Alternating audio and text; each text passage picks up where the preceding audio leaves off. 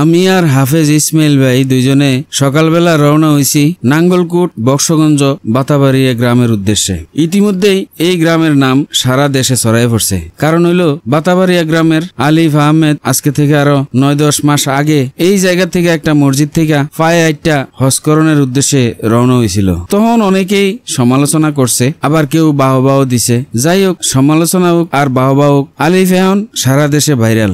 আমরা যাওয়ার কারণ হইলো যেহেতু বেলাল ভাই কুমিল্লার বিভিন্ন মানুষের বিভিন্ন জিনিসের সম্পর্কে তুলে ধরে, এর লেগা আলিফ যেহেতু কুমিল্লার ছেলে, আলিফের কাছে যাইতেছি তার একটা সাক্ষাৎকার লওনের লেগা। ইসমাইল ভাইয়ের ফিসে উঠলে মাঝে মধ্যে ডর করে, কিন্তু ডর করলেও মাতি না কিছু কই না, জুত করে বইয়ে থাই। এবারায় হুন্ডাটা ফাইলে একটা বাউলানি দিয়া টান যে দেয়, কলজাটা সিপ দিয়া দেয়। হুন্ডা ফাইলে এবারায় এত জোরে দৌড়াইতে থাকে, ফিসের দিকে ছাওয়ানোর কোনো টাইম নেই।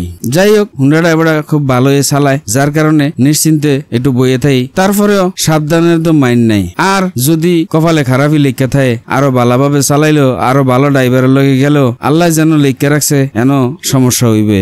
যাই হোক, আমরা বিজরা বাজার ফারুইয়া, লালমাই ফারুইয়া, বাগমারা দিয়া রওনা হয়েছি লাকসামের দিকে। লাকসাম জংশন ফারুইয়া অনেকের জিগেলাম বক্সগঞ্জ কোন দিকে, তারা দেখা দিল আরো সামনে একটা রাস্তা, এই রাস্তাটা দিয়া হাতের বামে আমরা ঢুকে গেলাম। ভিতরে যাইও জিগেলাম যে বক্সগঞ্জ কোন, কয়ে যে আগে নাঙ্গলকোট পৌঁছেন, এরপরে না বক্সগঞ্জ। তখন নিশ্চিত হইলাম যে এই রোডেই যাওন যাইব।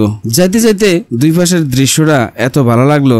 লাকসাম থেকে নাঙ্গলকোটের রাস্তাটা খুবই সুন্দর। রাস্তার দুই পাশে সবুজ গাছ, গাছের সারি, আর রাস্তাটা অনেক সোজা এবং রাস্তার ভিতরে কোনো সমস্যা নাই, সম্পূর্ণটা পিচ ঢালা। আমরা একটা নয় ফুচে গেলাম নাঙ্গলকোট যাইয়া মানুষের জিগাতে আবার উঠলাম বক্সগঞ্জের রাস্তায়। বক্সগঞ্জের রাস্তাটাও অনেক সুন্দর, তবে মাঝে মধ্যে একটু ভাঙ্গাচুরা আছে। বক্সগঞ্জ থেকে আমরা যাইতে যাইতে মাধ্যের বাজারটি তার নাম কইতাম না, এডি ফারিয়া যাইয়া উঠলাম ডালুয়া বাজার। এর আগেও আমি গেছিলাম বিভিন্ন সময়ে, আমার বাতিজা এনে চাকরি করতো, যার কারণে অসংখ্যবার ডালুয়া বাজার আওয়া হয়েছে। আর ডালুয়া বাজারতে বক্সগঞ্জ কোন দিকে এটা আমি জানি, দেখাই দিলাম ওই দিকে। তারপরে কইলাম যে ভাই আমরা কিছু খাইয়া লই। এবারে হুন্ডাটা পার্কিং করলো একটা হোটেলের সামনে, যাইয়া কিচ্ছুই পাই না, আছে শুধু সিঙ্গারা আর সমুসা। দুই ভাই সিঙ্গারা সমুসা খাইলাম, খাইয়া একটা দই খাইলাম, খাইয়া আবারও রওনা হইলাম বক্সগঞ্জের উদ্দেশ্যে। হুন্ডাটা এবারে বাউলাইতে আইয়া পড়লো বক্সগঞ্জ বাজারও একজনের জিগেলাম যে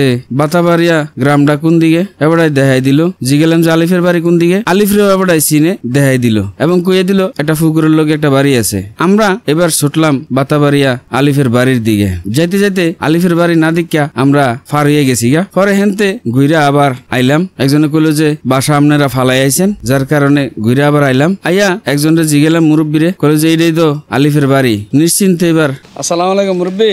ওয়ালাইকুম আসসালাম রাহমাতুল্লাহি ওয়া বারাকাতুহু। ভালো আছেন নি আপনি? আলহামদুলিল্লাহ। আলিফরে চিনেন নি? জি চিনেন। জি। বাড়ি কোনটা? এই তো বাতোয়ার যেতে এখানে আগাগোড়া লাল টিনের লাল টিনের বেড়া। আচ্ছা। এ আমার যাত্রাবাড়ি করে বাতি যায়। আচ্ছা, আমি চাচা হই, এ আমার যাত্রাবাড়ি করে বাতি যায়। আলিফ যে হজে গেছে, এটাতে আমরা কি আমরা খুশি ইনশাআল্লাহ, আল্লাহর রহমতে।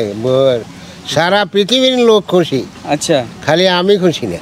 নেমে গেলাম। আমি যখন গেছি তখন আলিফরে আর ফোন করছি না। আলিফরে বাসার যাই যখন ফোন দিছি, কয় যে আমি আমার শাশির বাড়িতে আইছি, আইতে 1 ঘন্টা সময় লাগবো। 1 ঘন্টা সময় মানে বিশাল ব্যাপার। এই 1 ঘন্টা আমরা বিভিন্ন দিকে উঠটা সময়টা কাটাইতে থাকলাম, কিন্তু এবারে আইছে প্রায় 2 ঘন্টা পরে।